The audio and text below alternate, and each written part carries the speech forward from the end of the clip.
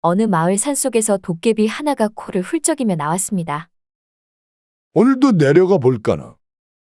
인간들 사는 마을은 뭐가 그렇게 시끌벅적한지? 심심한 나한테는 딱이지. 저번엔 포목점 아들이랑 기쌈집 처녀 붙여줬고, 그전엔 씨암탉 모두 잃은 집 찾아줬지. 이번엔 무슨 일이 생길까나. 그는 산 아래 마을을 기웃거리다 기왓장도 못 얹은 가난한 집 앞에 멈춰섰습니다. 안에서는 낮은 울음소리가 새어나왔습니다. 아버지, 제발요. 저는 안 가고 싶어요. 그 집이 어떤지 다 아시면서. 내가 안 가면 모두 끝장이야. 빚집으로 이젠 갚을 수도 없는 지경인 거 알지 않느냐? 그 소리를 들은 도깨비는 고개를 갸웃했습니다. 무슨 소리야? 빚 때문에 딸을 판다고? 뭔 일인지 궁금한데. 그는 살금살금 마당으로 가 두 손으로 귀를 세우고 들었습니다. 안에서는 여인이 흐느끼고 늙은 아비는 술병을 붙들고 고개를 떨구고 있었습니다. 그 빌어먹을 영감탱이. 나이도 지긋하면서 어찌 어린아이를. 허나 내가 그 집에 안 가면 우리는 끝장이다. 그놈이 문서도 다 가져갔다. 도깨비는 못 참고 턱을 딱 치며 외쳤습니다. 오호라 그런 거였군. 이번엔 내가 그 양반 코를 납작하게 눌러주지. 그날 밤 마을에서 가장 큰 기와집 마당 똥물 뒤집어 쓴 양반 하나가 비명을 지르며 뛰쳐나왔습니다. 이게 무슨 귀신의 장난이야? 내 몸에 누가 똥칠을? 그러게 다 늙어가지고 정신을 못 차린 게요. 하여간 자네는 숟가락 들 힘만 있으면 딴 생각이지. 도깨비는 뒤집어질 듯 웃으며 덧붙였습니다. 방 안에 콕 틀어박혀서 반성하시게. 참, 내 똥물은 특제요. 잘 안 지워져. 그 소리에 마을 개들이 일제히 짖기 시작했고 도깨비는 발끝으로 기왓장을 살짝 디디며 밤하늘로 사라졌습니다. 며칠 뒤 그 집 처녀는 팔려가지 않았습니다. 양반집 사또는 어디가 아픈지 헛소리만 늘어놓으며 방에서 두문불출했고 처녀의 집에는 다시 웃음이 피었습니다. 산길을 따라 돌아가는 도깨비는 등 뒤에서 들려오는 웃음소리를 듣고는 코끝을 훌쩍이며 중얼거렸습니다. 이번에도 잘했지. 인간들 골려 먹는 게 세상 제일 재밌어. 바닷가 마을 어귀 조용한 초가 하나로 가만히 시선을 돌렸습니다. 그리고 그 발걸음이 닿은 곳이 바로 서씨 부부의 집이었지요. 서해 바닷가 외진 마을에서 돌창과 그의 아내가 살고 있었습니다.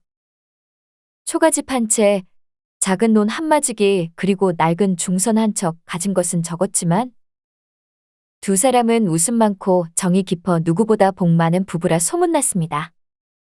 새참도 안 먹고 바로 배로 나갈 참이시오? 다른 배들은 진즉 나갔는데 나도 빨리 서둘러야지. 내 조기 아가씨들이 날 기다리고 있어. 아이 참 그 입으로 맨날 그런 소리나 하고. 저기 서방들이 부인들 못 나가게 할지도 모르지요. 아내는 주먹밥을 꾸역꾸역 싸면서도 웃음을 참지 못했습니다. 돌차는 아내의 머리 위를 한번 쓰다듬더니 뒤뚱거리며 문턱을 넘었습니다. 내 오늘 많이 잡아오리다. 숭어든 조기든 안 나오면 미역이라도 한 바가지 안고 오겠소. 미역은 나중에 내가 삶아줄 테니 바람 조심이나 하셔요. 요즘 저녁바다 물살이 험하다 해요. 조기구이 맛있게 구워 놓을게요. 그날따라 해가 중천에 떴어도 바다는 심상치 않았습니다. 검은 구름이 밀려들고 부는 바람에 폭우의 해초들도 이리저리 뒤틀렸습니다. 이웃 안악 하나가 놀란 얼굴로 아내를 찾았습니다. 있어. 자네 서방네 배가 말이야. 아직 안 돌아왔다네.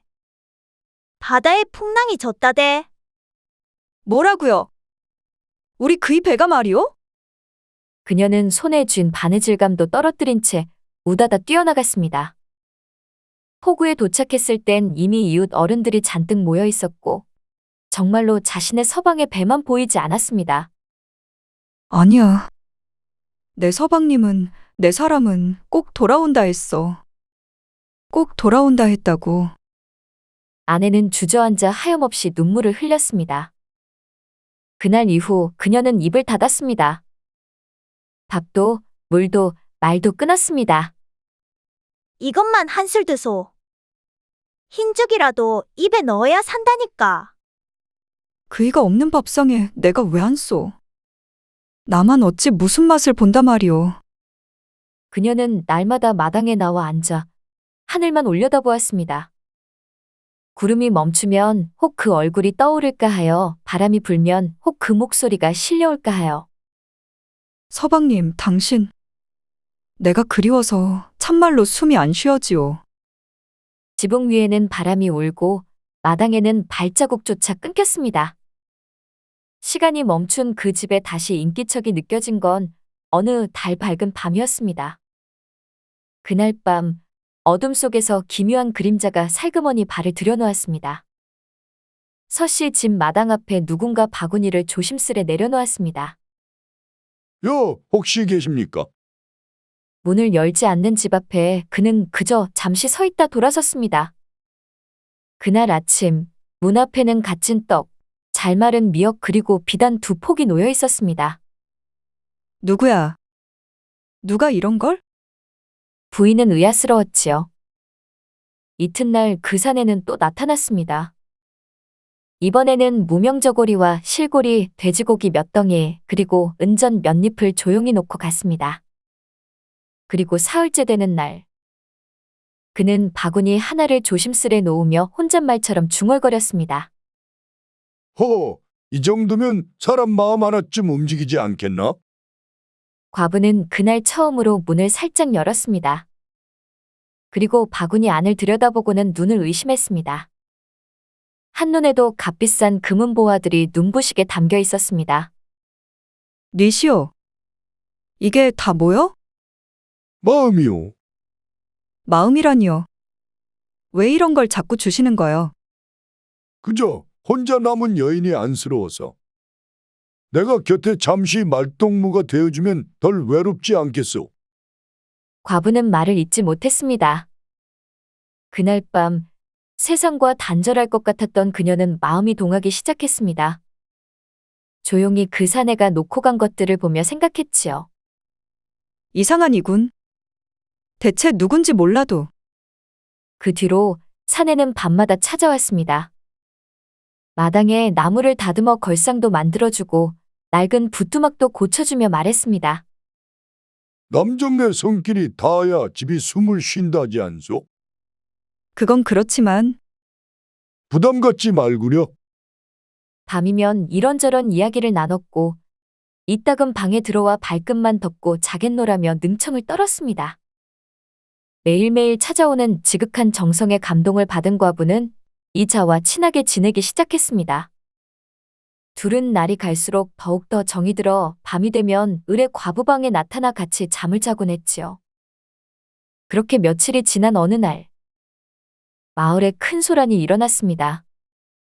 중선 하나가 풍랑에 휘말려 뒤집힌 것입니다. 배에 구멍이 뚫려 있었다 했고 타고 있던 어부 둘은 허우적거리다 겨우 목숨을 건졌다고 했습니다. 그 소식을 들은 과부는 옛 기억이 떠올라 심장이 마구 뛰었지요. 그날 밤 익숙한 웃음소리를 들리며 방문을 열렸습니다. 오늘은 왜 이리 늦었소? 에이, 심심하길래 물놀이 좀 시켰지 뭐요? 배 하나에 구멍을 살짝 뚫었는데 세상 호들갑이오. 그게 당신 짓이란 말이오? 그렇게 심각할 것까지는 없지 않소. 다 살았다더이다. 심심해서 그랬는데 그렇게 큰일이 될 줄이야. 그 순간 과부의 눈빛이 스르르 바뀌었습니다. 그깟 장난으로 사람을 물에 빠뜨리고 사람 목숨을 그렇게 가볍게 여긴단 말이오? 도깨비는 말을 잇지 못했고 과부는 조용히 등을 돌렸습니다.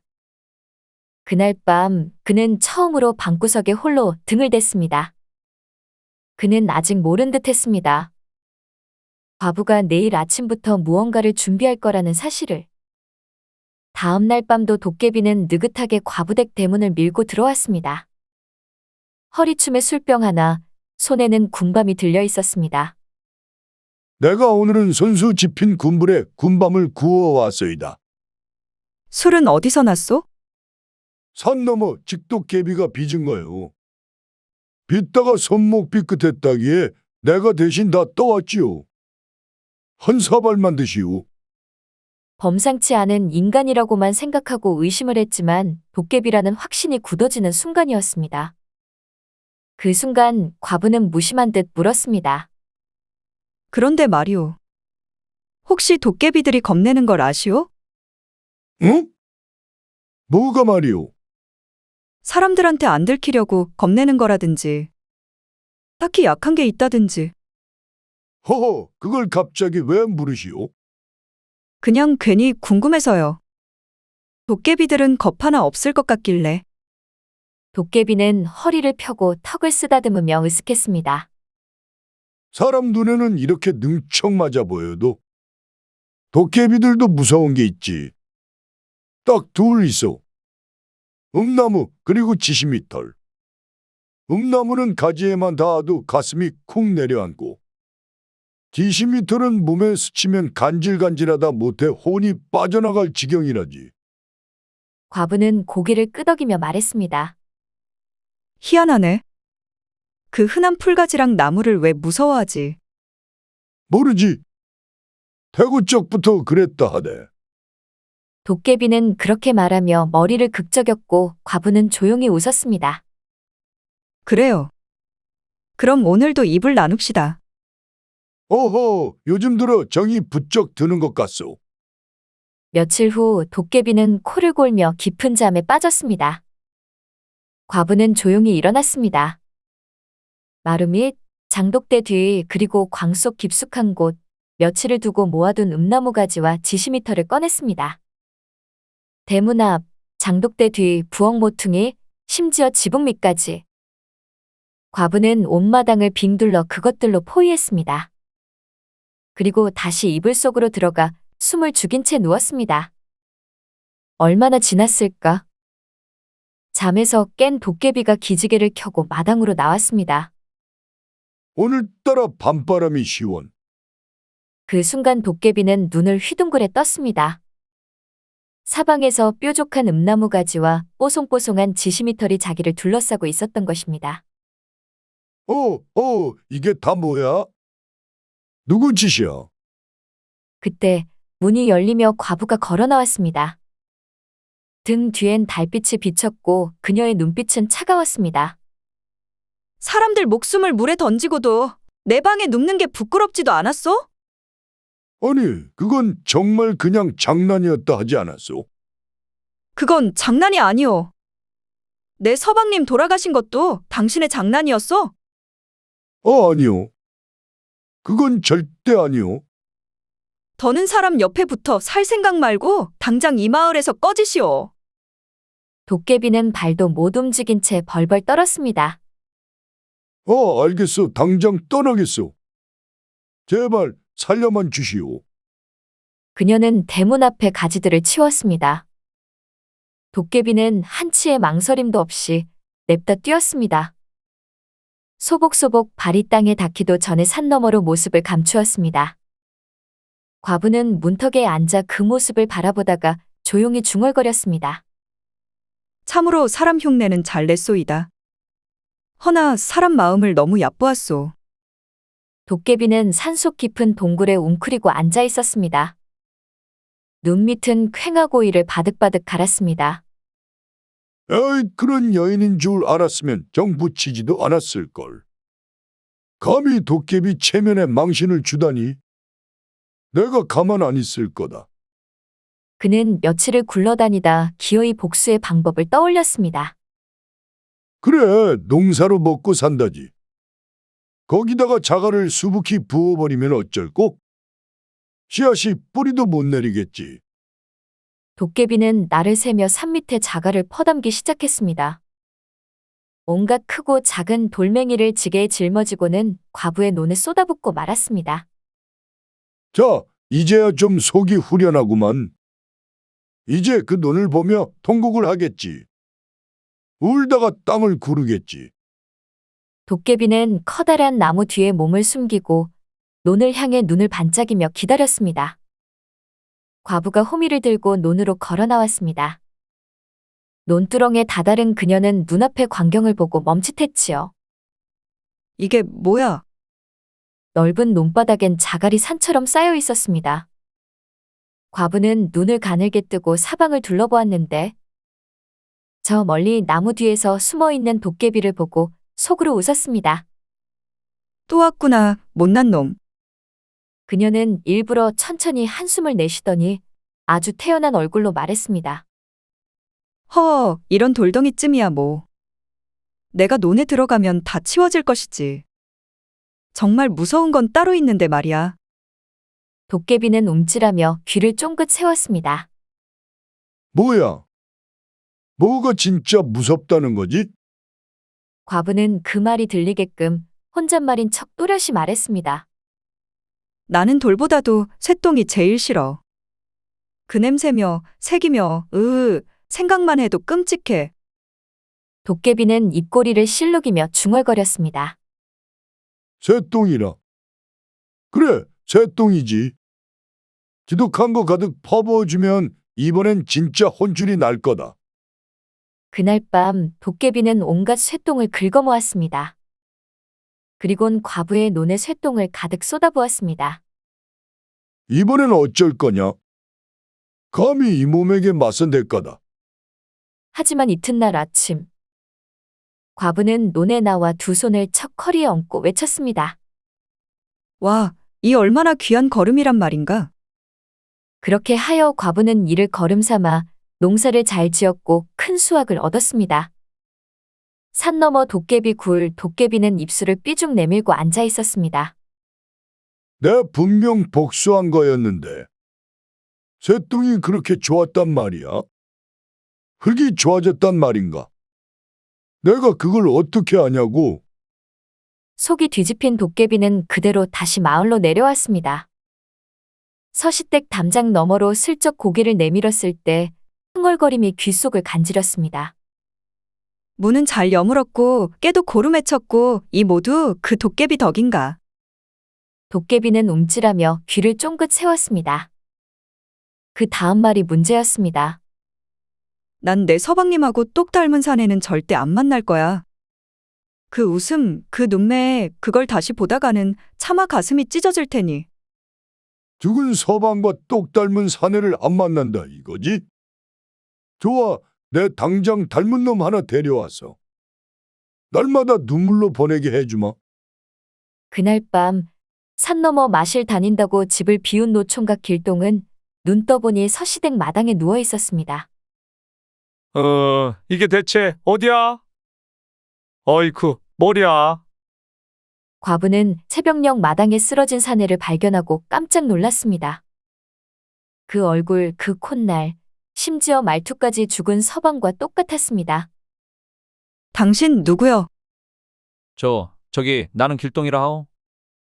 송정 넘어서 장 보러 나왔다가 어찌 된 일인지. 눈을 떠보니 이곳에 서방님? 과부는 두 손으로 입을 틀어막았습니다. 그의 어깨선 웃는 눈매, 심지어 입꼬리 하나 올리는 습관까지 죽은 남편 서씨와 빼닮아 있었습니다. 길동은 당황한 듯 웃었습니다. 혹시 아시는 분이랑 닮았소? 웃는 것도 말하는 것도 어찌 이리도. 과부의 눈가에 이슬이 맺혔습니다. 그녀는 그 앞에 조심스레 밥 한 상을 놓았습니다. 그냥 드시오. 아무것도 묻지 마시고. 내 서방님께 조기구이 해놓은다고 약속했는데 못 지켰소. 그날 이후 길동은 논일도 거들고 물도 길어다 주고 낮이면 나무하고 밤이면 마루에 같이 앉아 별을 해는 날이 많아졌습니다. 둘은 울고 웃었고 묻지 않았고 그러나 눈빛으로 알았습니다. 이 모습을 지켜보던 도깨비가 입꼬리를 실룩이며 웃었습니다. 거참 또 당한 것 같기도 하고. 근데 매일 우는 것 보니 통쾌하기도 하고. 그는 마지막으로 허공에 대고 말했습니다. 그래, 이만하면 됐다. 이제 다른 재미난 일이 있나 가볼까나. 그리고는 다른 마을로 훌쩍 떠났습니다.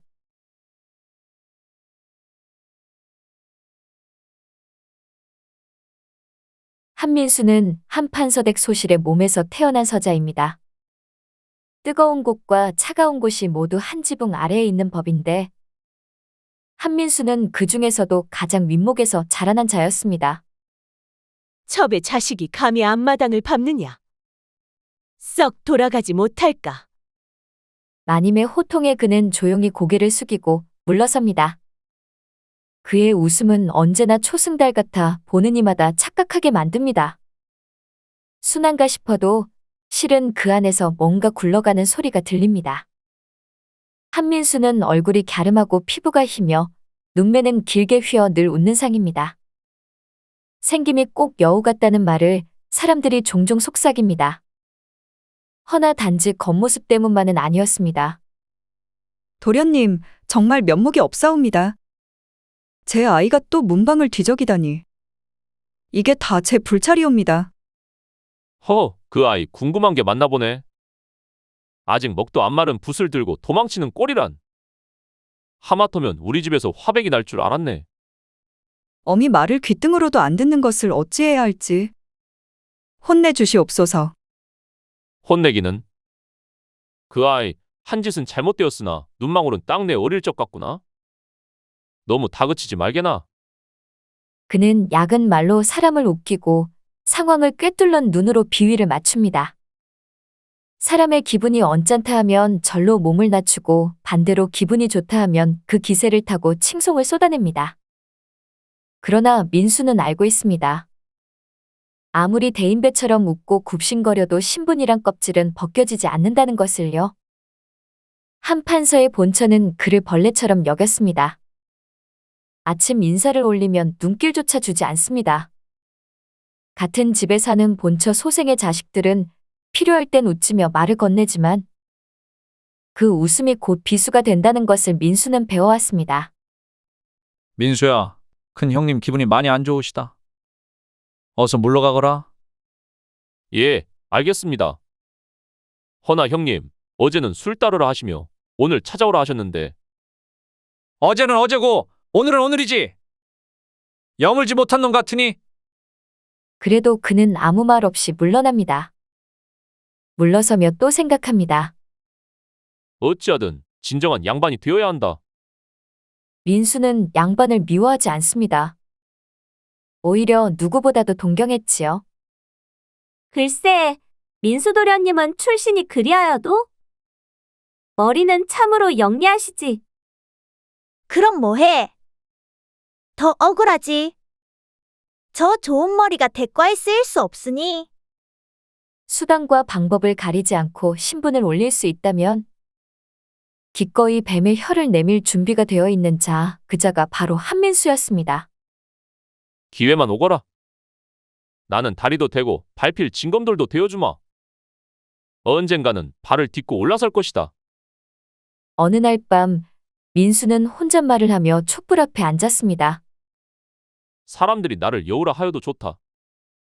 여우는 비단 꾀가 많을 뿐 절대 굶지 않는다. 촛불이 바람결에 흔들리듯 민수의 웃음도 잠시 떨리다가 이내 고요히 자리를 잡았습니다. 한판서 댁의 소실은 미색이 단연 돋보이는 여인이었습니다. 그 고운 얼굴 하나로 한판서의 눈길을 오래 붙잡았고 그 덕에 기와집 한 채에서 살림을 하고 있었습니다. 그 여인의 아들이 바로 한민수였습니다. 어머니, 아버님께서는 요즘 어떤 책을 즐겨 읽으십니까? 또 누구를 자주 만나시는지요? 갑자기 그건 어찌 물으려 하느냐?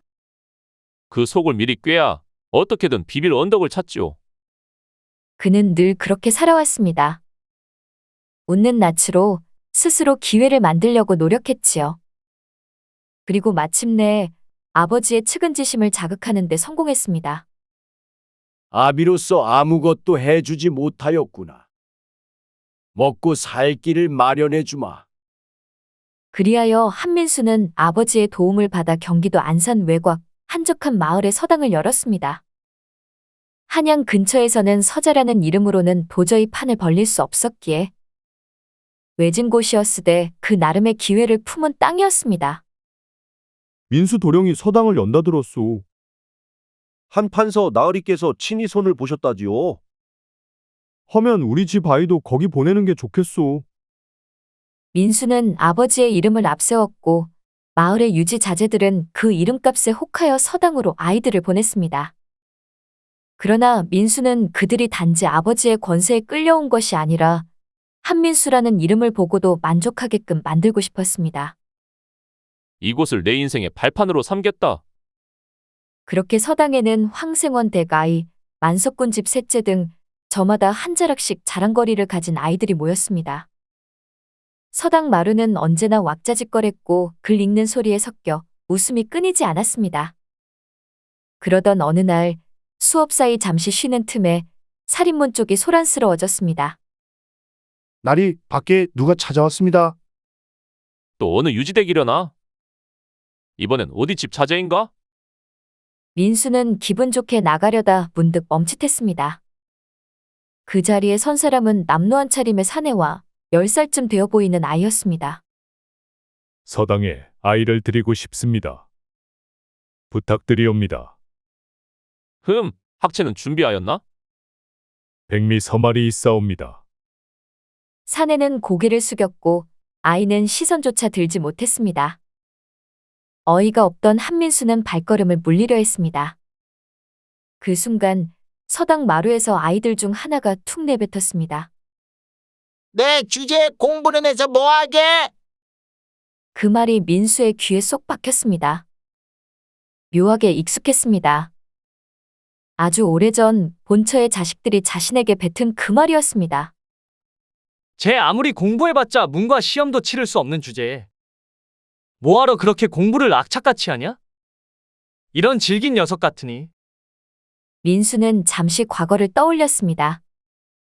그리고 어느새 입술을 질끈 깨물고 있었습니다. 내 처지가 저 아이 같았지. 그는 곧 입꼬리를 억지로 올렸습니다. 가르쳐 보겠네. 학체는 백미 서말로 족하오. 아이들이 웅성거렸지만 민수는 개의치 않았습니다. 그날 이후 윤성이라는 이름의 아이가 서당 마루 한 귀퉁이에 조용히 앉게 되었습니다. 평소 한민수답지 않은 선심임은 틀림없었습니다. 하지만 민수는 어쩐지 그날만큼은 평소와 같고 싶지 않았습니다. 후로 한민수에게 윤성은 그저 골칫거리였습니다. 처음엔 측은지심에 들였다고 스스로를 변명했지만 그 마음은 오래가지 않았지요. 하필 그 순간 그런 말을 들어서 바로 등 뒤에서 들려왔던 한마디. 내 주제에 공부는 해서 뭐하게? 그 말이 옛 상처를 건드린 것뿐이었습니다. 감정이 지나가고 나니 남은 건 성가심뿐이었습니다. 윤성은 늘 조용했고 늘 눈치를 보았습니다. 그 눈치는 민수에겐 오히려 거슬렸습니다. 눈치란 게 너무 많아도 문제지. 그렇게 해서는 내 놈 인생이 뭐가 달라지겠나? 수업 시간 윤성은 느렸고 손은 굼떴습니다. 배강 시간엔 글자 하나를 더듬거리는데 한참이 걸렸습니다. 다른 아이에겐 웃어넘겼던 실수도 윤성에겐 눈살부터 찌푸렸습니다. 또 틀렸느냐? 허허, 이러면 어디 가서 내 서당에 다닌다고 말을 하겠느냐? 아이들이 킥킥거리며 웃었습니다. 윤성은 고개를 푹 숙인 채 말이 없었습니다. 한민수는 시간이 갈수록 후회했습니다. 서당이라는 곳은 글만 가르치는 자리가 아니었습니다. 기실, 아이들의 가문을 끌어들이고 그 부모들과의 관계를 엮는 작은 인맥 장사이기도 했습니다. 그 점에서 윤성은 아무 쓸모가 없었지요. 전학 수업 때도 마찬가지였습니다. 전학이란 학습 진도에 따라 순서에 맞게 앉은 다음 학습 진도가 높은 학생이 그보다 낮은 학생을 가르치는 학습 방법이었습니다. 훈장님, 윤성이랑은 좀. 저랑 글줄이 달라서요. 그래, 다른 아이랑 짝 맞추거라. 윤성은 묵묵히 구석으로 돌아갔고 민수는 책장을 넘겼습니다. 또한 윤성이 받는 따돌림도 알고 있었습니다. 하지만 모른 척했습니다. 아니, 애초에 관심이 없었지요. 제 발로 알아서 나가겠지. 쫓아낼 수도 없는 노릇이고 제풀에 지쳐 나가길 바라는 수밖에. 하지만 윤성은 매일같이 앉아 있었습니다. 민수는 그런 아이를 곁에 두고 별도로 가르쳐야 하는 처지가 더욱 짜증이 났지요. 내가 지금 훈장이냐, 독선생이냐. 그러나 그는 밖에선 달랐습니다. 훈장 선생, 이번 상냥식에 충문을 써주시면 복이 많을 것이외다. 혼례 날짜를 잘못 잡으면 사위가 머리를 못 든다요. 하루 퇴길 부탁드립니다. 민수는 붓을 쥐고 앉아 있으면 세상이 달리 보였습니다. 사람들이 조아리고 대접하고 그가 내뱉는 글귀 하나하나에 감탄했습니다. 역시 판서 나으리의 피는 다르다지요. 그 말에 민수는 표정 없이 고개를 끄덕였지만 속으로는 온몸이 들썩이는 쾌감을 느꼈습니다. 한 번은 황생원댁 아이의 동생 이름을 지어달라는 청이 들어왔습니다. 세 글자 이름이 좋겠사옵니까? 민수는 3일 밤낮을 고심했습니다. 그리고 이름 하나를 적어주었고 그걸 들고 간 황생원댁 부인은 마을 이장보다 더 큰 절을 했습니다. 그래, 이게 사는 맛이지. 그 해는 벼가 빨리 익었습니다. 장마도 길지 않았고 마을 하늘엔 늘 햇살이 내려앉았습니다. 한판서 나으리께서 벼슬에서 사직하셨다지요. 병세가 심해졌다더이다. 이제 방에서 마당까지도 드나들기 힘드시다더군. 민수는 마을에서 오가는 말들 사이에서 진땀을 흘렸습니다. 그날도 민수는 본가로 향하기 위해 아침 일찍 길을 나섰습니다. 사흘에 한 번씩 한양의 본가를 오가는 요즘이었지요. 접장에게는 자습 진도를 맡기고 길을 나섰지요. 아버지를 위해 특별히 의원에게 지어놓은 약도 챙겼다 생각했으나 길 중간에 이르러서야 뭔가를 빼먹은 것이 떠올랐습니다. 이런, 약을 두고 왔구나. 민수는 길을 멈추었습니다. 아직 해가 중천도 되지 않은 시각 되돌아가기에 넉넉했습니다. 온 길보다 돌아가는 길이 짧다지. 다시 가는 게 낫겠구나. 그리하여 발걸음을 되돌린 민수는 서당이 눈에 들어올 무렵 한 아이가 문을 나서는 모습을 보았습니다. 저건 윤성이 아닌가? 눈썰미 좋은 민수는 아이의 옷자락만 보고도 알아보았습니다. 수업 중에 몰래 빠져나오는 건가? 역시 기대할 게 없지. 저놈은 내가 없는 틈만 타서 공부를 빼먹었었구나. 민수는 인상을 찌푸리며 서당 문 앞에 이르렀습니다. 문을 열려던 찰나 방 안에서 아이들의 소리가 흘러나왔습니다. 훈장님 아버님 정말 돌아가신대. 훈장님은 무슨? 님은 빼야지. 첩의 자식한테 그런 호칭이 어울린다고 보냐? 민수의 손이 멈칫하였습니다. 귀를 더 기울이자 아이들의 입에서 자신을 조롱하는 말이 쏟아졌습니다. 판서 어르신 돌아가시면 우리도 이 서당 그만 다니지 뭐. 우리 아버지가 그러시더라. 훈장님이 내 동생 이름 지어준 거 호적에도 안 올렸다던데. 다시 새로 지었대. 그리고 훈장님 진지한 표정으로 먹못든 붓을 3번이나 꺾었잖아. 기억나냐? 아이들의 웃음소리가 민수의 귀를 찢듯 때렸습니다. 그는 문을 열지 않았습니다. 대신 조용히 물러나 살인문 너머로 앉았습니다. 허공을 바라보며 생각했습니다. 내가 이 아이들을 위해 얼마나 애를 썼는데. 얼마나 웃으며 비위를 맞추며 말꼬리를 낮추었는데. 허나 저 녀석들은 나를 첩의 자식이라 부르며 조롱하고 있었던 게야. 그 순간 속에서 쏟아지듯 뭔가가 무너져 내렸습니다. 그가 부여잡고 있던 체면, 서당의 기틀, 사람들이 주는 존경이라는 이름의 허울. 내가 가진 건 아무것도 아니었구나. 오직 아버지의 그림자 하나. 그걸 입고 산 내가 내 몸인 줄 착각하고 있었던 게야. 민수는 주저앉아 이마를 감싸쥐었습니다. 숨이 턱까지 차오르고 눈가가 따끔해졌습니다. 그는 애써 소리 죽여 눈물만 흘렸습니다. 뒷곁에서 인기척이 들려왔습니다. 한민수는 화들짝 놀라 그쪽을 바라보았지요. 방금까지 귀를 찢던 아이들의 조롱이 가시지도 않은 찰나였으므로 더욱 민감하게 반응하였습니다. 다음 순간 그의 눈이 커졌습니다. 저 아이가? 서당 건물 뒤에서 돌아 나오는 것은 다름 아닌 윤성이었습니다. 그 손에는 바가지 하나가 들려 있었습니다. 윤성은 말없이 마루 위로 뛰어올랐습니다. 그리곤 신발조차 벗지 않은 채 벌컥 방문을 열었습니다. 이게 뭐야? 신발도 안 벗고? 이래서 못 배운 놈은 안 돼. 말끝을 흐리던 순간 윤성은 바가지에 담긴 것을 아이들에게 그대로 끼얹었습니다. 으악. 태태. 이게 뭐야? 오줌이잖아. 방 안은 순식간에 아수라장이 되었습니다. 아이들은 제 옷을 털며 비명을 질렀습니다. 실성했나? 저놈! 윤성은 바가지를 내던지고 한복판에 우뚝 섰습니다. 에라, 이 더러운 놈들아. 내 놈들이나 이 오물이나 똑같다. 분노의 찬 목소리가 서당 전체를 울렸습니다. 아이들이 놀란 눈으로 윤성에게 소리쳤습니다. 뭐야? 갑자기 왜 저래? 지금 누구한테 욕을 하는 거냐? 윤성은 떨리는 목소리로 말했습니다. 그래, 배웠다는 놈들이란 게 그런 것이냐? 스승님 안 계신 틈을 타서 그분을 헐뜯고 조롱하는 것이 그를 배운 자들의 꼬락선이란 말이냐? 목소리는 갈라졌고 눈에는 눈물이 그렁그렁했습니다. 윤성은 끝내 말을 잇지 못하고 마루에 털썩 주저앉아 울음을 터뜨렸습니다. 아이들은 잠시 말을 잃었습니다. 그저 윤성이를 바라보기만 했습니다.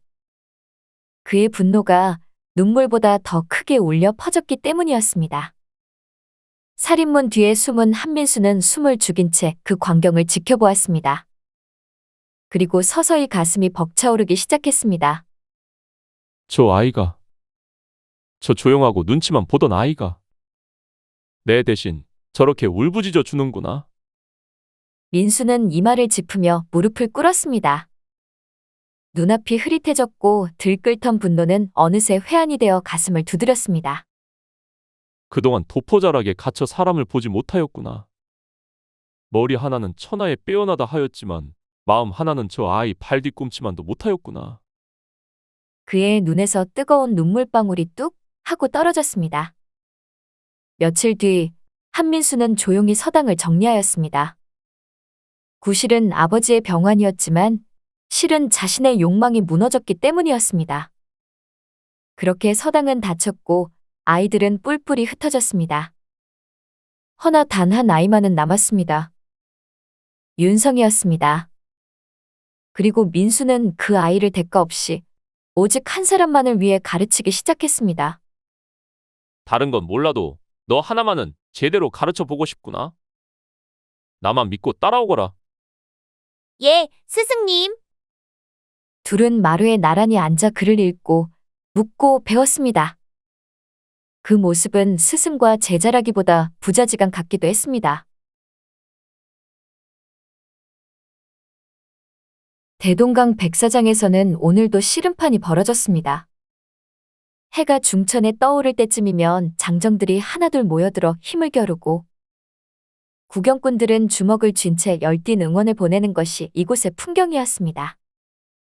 그리고 그 가운데 씨름판을 주름잡는 사내가 있었으니 바로 충백이었습니다. 오늘은 반드시 내 놈을 이기고 술단지를 내 손에 넣고야 말겠다. 형근이 두 팔을 걷어붙이며 기세등등하게 말했지요. 충백은 코웃음을 치며 비웃었습니다. 감히 이 몸을 넘어뜨리겠다고? 허허, 내 놈이 내 앞에서 그 말을 몇 번이나 했는지 아느냐? 이번엔 다르다. 내 발길이 어떤지 제대로 보여주겠다. 구경꾼들이 웅성이며 과연 하는 눈초리로 지켜보았습니다. 씨름판에서는 팽팽한 긴장감이 흘렀습니다. 형근이 비로소 몸을 낮추고 발을 들었습니다. 간다. 형근의 다리가 번개처럼 휘둘러졌습니다. 구경꾼들은 숨을 들이마셨습니다. 하지만 그때 충백이 스르르 몸을 숙이며 형근의 발길을 피해냈습니다. 충백의 발길이 형근의 지탱하던 다리를 걸어 넘어뜨렸고 형근은 그야말로 허공을 날아 바닥을 뒹굴었습니다. 졌다. 주변에서는 환호성이 터졌습니다. 역시 충백이야. 이 정도면 씨름판의 맹수 아니냐. 충백은 어깨를 으쓱하며 형근을 일으켜 세웠습니다. 술과 돼지머리가 내 차지가 되었으니 다들 준비하라. 오늘 밤은 실컷 마시고 먹을 것이다. 씨름판은 한바탕 웃음바다가 되었습니다. 곧 잔치가 벌어졌고 술이 돌기 시작했습니다. 취기가 오른 사내들이 왁자하게 웃고 떠들었습니다. 그때 한 사내가 한 곳을 바라보며 휘파람을 길게 불었습니다. 저기 보아라. 저기 누가 있는고? 모두들 시선을 돌렸습니다. 그곳엔 곱게 차려입은 여인들이 서 있었습니다. 3인 3색의 아름다움이 내려다 보였습니다. 기생들 아니냐? 저들은 가명의 기생이라 들었네. 가명에서 직접 관리하는 이들이니 우리가 감히 넘볼 수 없는 상대지. 휘파람 소리에 그녀들이 고개를 돌렸습니다. 보통이라면 수줍어하거나 도망칠 법한데 오히려 그녀들은 살며시 미소를 지었습니다. 특히 가운데 있는 여인은 은은한 미소를 띠고 있었습니다. 충백의 시선이 그녀에게서 멈추었지요. 그는 자신도 모르게 낮게 읊조렸습니다. 저 여인이 청양이라 하던가. 자네 설마 저 여인을 마음에 두겠다는 건 아니겠지? 왜? 그러면 안 되는가? 저 여인은 평안감사 박엽이 아끼는 기생이라네. 박엽은 잔혹하기로 소문난 인물이야. 죄가 조금이라도 있으면 매질로 목숨을 끊는다 하지 않느냐? 하지만 충백은 개의치 않았습니다. 아무렴 어떠하리. 사내라면 한번 뜻을 세웠으면 기필코 이루어야 하는 법. 내 놈 대동강을 건너는 것보다 더 험한 길을 가려는구나. 험한 길이라 할지라도 가는 맛이 있어야 하지 않겠느냐? 다음 날부터 그는 청양이라는 기생에 대해 샅샅이 조사하기 시작했습니다. 그녀의 처소는 어디인지, 언제 외출하는지, 누구와 어울리는지까지 하나하나 알아내었습니다.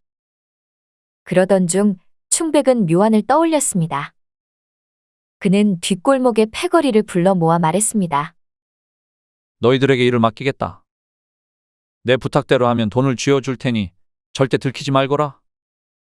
그리하여 청양과 동료 기생들이 외출하는 날 거리에 몇몇 불량배들이 나타났습니다. 그들은 능청스럽게 길을 막고 희롱하기 시작했습니다. 꽃들이 지나가니 향기가 진동하는구나. 어디 좀 감상해도 되겠는가? 청양이 단호하게 말했습니다. 길을 비켜주시오. 우린 꽃이 아니고 사람이요. 꽃이든 사람이든 내 눈으로 감상하지 못한단 말이오? 이리 보아하니 술 한잔 함께 할 줄 아는 처자들 같구려. 오늘 밤 같이 한번 즐겨볼까? 기생들이 당황하는 그 순간 누군가가 나지막이 헛기침을 했습니다. 모두의 시선이 돌아갔습니다. 어느덧 충백이 그 뒤에 서 있었습니다. 내 놈들! 이 좋은 날에 개처럼 짖고 있으니 이 몸이 그냥 지나칠 수가 없구나. 불량배들은 깜짝 놀란 척하며 황급히 도망쳤습니다. 청양이 고개를 살짝 숙이며 미소를 지었습니다. 구해주어 고맙소이다. 그날 밤 충백은 기생들의 처소로 초대받았습니다. 기생들은 그에게 술을 따르며 연신 고마움을 표했습니다. 청양이 직접 잔을 기울이며 말했습니다. 날이 어찌 그리 대장보시오. 오늘 날이 아니었으면 몹시 난처했는데 고맙소이다. 어찌 은혜를 갚아야 할지. 이렇게 좋은 술과 미인들이 함께하니 이보다 큰 보상이 어디 있겠소. 그러면서도 충백은 자꾸만 청양에게 술을 따르게 하였고 그렇게 잔이 오가고 술이 연거푸 들어갔습니다. 충백은 어느덧 몸을 제대로 가누지 못할 정도로 취해버렸지요. 그러더니 그대로 방 한쪽에 쓰러져 잠이 들고 말았습니다. 그렇게 술자리는 조용히 마무리가 되었고 그녀는 가만히 충백을 내려다보더니 조용히 자리를 뜨고 다른 방으로 향했습니다. 새벽녘 충백은 머리가 지끈거려 잠에서 깨어났습니다. 방 안이 조용했지요. 그는 입이 바싹 말라 물을 찾으려다 술이 덜 깬 채로 문을 열고 마당으로 나섰습니다. 그런데 그때 마당 한가운데 서성이던 한 여인이 달빛 아래로 모습을 드러냈지요. 그 사람은 청양이었습니다. 어이쿠. 도깨비가 나왔나? 내뺄 뻔했소. 내가 도깨비 같이 생겼소? 내가 그리 못났습니까? 그대같이 생긴 도깨비라면 얼마든 내 부인으로 드리지. 그런데 이 밤중에 왜 나와 있어? 잠이 오질 않아 나와 보았소이다. 저 달이 너무 밝아 도무지 눈을 감을 수가 없거늘. 충백도 하늘을 올려다보았습니다. 달이 크고 둥글어 마치 나처럼 마당을 비추고 있었습니다. 그러고 보니 나도 달빛 때문인지 목이 말라 깨어났소. 그런데 어여쁜 미인과 이렇게 한밤중에 마당에서 달을 보고 있으니 참으로 낭만적이구려. 청양이 조용히 웃으며 말했습니다. 함께 달이나 보고 이야기를 나누면 밤도 짧을 것이 왜다. 그리고 두 사람은 달을 보며 이야기꽃을 피웠습니다. 충백은 어릴 적부터 떠돌이처럼 살며 세상을 떠돌던 이야기. 청양은 어쩌다 기방에 들어오게 되었는지에 대해 들려주었습니다. 그리하여 지금의 청양낭자께서 태어났다는 말씀이요? 허, 기구한 팔자구려. 기구하다고 하면 당신의 삶이 더하지 않소? 주먹 하나고 싸우며 떠돌았으니. 그렇소. 하지만 끝내 이렇게 아리따운 여인과 달을 보며 이야기를 나누게 되었으니 나쁘지만은 않은 인생이요. 그 입은 술이 깬 후에도 그렇게 달콤한 말을 할까 의문이요. 허면 내일 해가 뜨고 나서도 그런지 한번 확인해 보시구려. 그렇게 두 사람은 서서히 가까워졌습니다. 그날 이후로 충백은 종종 청양을 찾아와 청양의 방에서 밤을 함께 보냈습니다. 하지만 이런 달콤한 시간이 오래 지속될 리 없었지요. 어느 날 청양과 대동강변으로 봄놀이를 나왔을 때였습니다. 강바람이 산들산들 불어오는 평화로운 순간이었으나 갑자기 멀리서 함성이 들려왔습니다. 저기다. 잡아라. 수십 명의 병사들이 활과 창을 들고 충백을 향해 돌진해 오고 있었습니다. 앞장선자가 외쳤습니다. 충백. 평안 감사나리의 명령이시다. 무릎 꿇고 항복하라. 허, 나 하나 잡겠다고 이리 많이 왔단 말인가? 그는 곧장 대동강으로 내달렸습니다. 그를 따라온 병사들의 활시위가 일제히 당겨졌습니다. 화살이 빗발치듯 충백을 향해 날아들었고 충백은 번개처럼 강물로 몸을 던졌습니다. 절대 놓치지 마라. 한참을 헤엄쳐 숨이 차오를 즈음 그는 조심스럽게 머리를 내밀고 숨을 들이켰습니다. 그렇게 몇 번을 반복한 끝에 그는 마침내 화살이 미치지 않는 곳까지 강을 건너는데 성공했습니다. 강 너머로 사라진 충백의 모습은 찾을 길이 없었습니다. 강바람이 불어와 물결이 일렁일 뿐이었지요. 충백은 이미 산으로 몸을 피한 뒤였습니다. 그는 숨을 고르며 남쪽으로 발길을 돌렸습니다. 몇 날 며칠을 걸어 마침내 한양에 도착하였습니다. 아이고 힘들구나. 충백은 길가에 서서 크게 숨을 들이켰습니다. 충백은 곧장 배옥의 시장 근처로 발걸음을 옮겼습니다. 그곳에는 계백정과 노름꾼들이 모여 있었습니다. 충백은 태연하게 들어가 자리 잡더니 거침없이 술을 들이켰습니다. 이보게, 처음 보는 얼굴인데 어디서 왔는가? 한 왈패가 충백을 흘겨보며 물었습니다. 알아서 뭐하게 그러? 나한테 관심 있어? 그런데 어쩌나? 나는 사내한테 관심 없는데.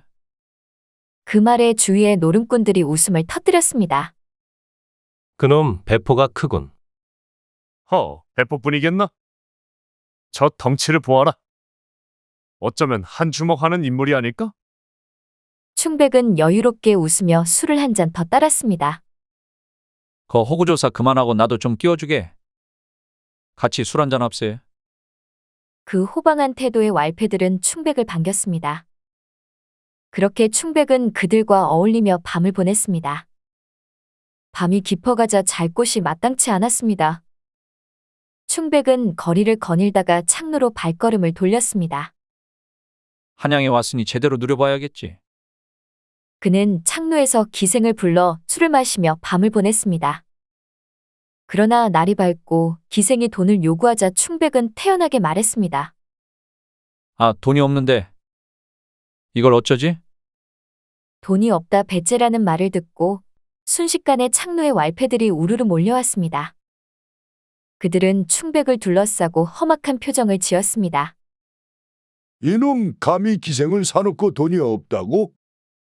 여기가 어딘 줄 알고 깡다구를 부리는 게냐? 충백은 태연하게 어깨를 으쓱하며 웃었습니다. 당장은 못 주겠다는 소리지 안 주겠다고는 안 했는데? 정돈이 급하면 나와 한 판부터 보시던가? 왈패들의 얼굴이 굳어졌습니다. 좋다. 싸움질이라면 우리가 질 수 없지. 놈을 박살내라. 순간 왈패들이 일제히 달려들었습니다. 충백은 날렵하게 몸을 움직이며 한 놈을 가볍게 쳐서 나가떨어지게 만들었습니다. 다른 놈이 칼을 빼들려 하자 충백이 번개처럼 손을 뻗어 그의 팔목을 잡고 비틀었습니다. 싸움은 주먹으로 하는 것이지. 비겁하게 연장을 들어? 결국 충백에게 차례로 나가떨어졌습니다. 싸움이 끝난 후 왈패들은 숨을 헐떡이며 서로를 바라보았습니다. 우두머리가 멋쩍게 껄껄 웃으며 술 한 병을 내밀었습니다. 형씨 보통 내기가 아니구려. 몰라봬서 죄송하오. 그는 머리를 숙이며 말했습니다. 이제부터 이 몸이 형님이라 부르겠소. 왈패들은 그 말을 듣고 일제히 충백을 향해 고개를 숙였습니다. 한양의 충백의 이름은 삽시간에 퍼졌습니다. 왈패들이 모이는 곳마다 충백의 무용담이 흥미롭게 회자되었습니다. 그런데 어느 날이었습니다. 충백은 한 잔 술을 들고 있다가 평양에서 내려온 한 사내에게 소식을 들었습니다. 이 충백의 늙은 부친이 옥에 갇혔다 하더이다. 충백은 순간 가슴이 내려앉는 듯 했습니다. 뭐라고? 평안 감사 박엽이 이 충백이 행방을 찾지 못하니까 그의 아비를 붙들어 가두었다 하오. 그 옥에서 곡소리가 끊이지 않는다 하더이다. 형님 진정하시지요. 평양으로 돌아가면 목숨을 부지하기 어려울 것입니다. 나 때문에 갇힌 아버지를 그리 놓아두고 이곳에서 편히 지내란 말이냐? 내 손으로 아버지를 구할 것이다. 왈패들은 그를 붙잡으려 했지만 충백은 뿌리치고는 곧장 평양으로 향했습니다. 며칠 후 충백은 평양 가명 앞에 당도했습니다. 그런데 누구도 예상치 못한 일이 벌어졌습니다. 감사 영감을 뵙고자 합니다. 수많은 군사들이 보는 앞에서 충백이 대뜸 박엽의 앞에 선 것이었습니다. 마당에 있던 모든 이들이 숨을 멈추었습니다. 박엽은 순간 헛웃음을 터뜨렸습니다. 내 놈이 제 발로 걸어 들어오다니. 이거 수고를 덜어줘서 고맙구나. 박엽은 충백을 살펴보았습니다. 태연한 얼굴, 당당한 걸음걸이. 겁먹기는커녕 오히려 여유롭기까지 한 태도였습니다. 내 놈 배짱 하나는 알아줘야겠구나. 칭찬 고맙소이다. 내 아버지를 놓아주시오. 그리 간단히 될 일이 아니다. 내 놈이 내게 얼마나 큰 모욕을 주었는데 그냥 넘어가겠느냐. 그러더니 그는 손짓을 했습니다. 곧바로 군사들 사이에서 한 장수가 앞으로 나왔습니다. 내 수하 중에서도 가장 뛰어난 무사다. 내 놈이 그를 이긴다면 내 아비를 풀어주겠다. 겨루기 한 번이면 되는 것이요? 그래, 내 놈이 진다면 내 놈 목은 물론 내 아비의 목도 무사하지 못할 것이다. 싸움이 시작되자마자 충백의 고전을 예상했지만 그는 손쉽게 상대를 물리쳤습니다. 박엽은 눈을 가늘게 뜨더니 손뼉을 쳤습니다. 정말 소문대로 대단하구나, 이충백. 그러더니 그는 갑자기 흥미로운 눈빛을 빛내며 말했습니다. 너 같은 인재를 죽게 하는 건 아깝다. 내 수하로 들어온다면 내 아비도 살려주고 내 목숨도 보장해주마. 충백은 잠시 동안 생각에 잠겨 침묵했습니다. 하지만 결국 그는 이를 악물고 말했습니다. 아버지를 위해서라면 그리 하겠습니다. 목숨 바쳐 모시겠습니다. 후로 충백은 새로운 평안 관찰사의 수하에 있다가 정묘호란이 일어나자 전장에 나가 공을 세워 벼슬을 하사받았습니다. 그때 이충백의 무예를 탐을 낸 김자점이 임의로 충백을 자신의 수하로 두고 싶어 중군의 오의장에 임명했습니다.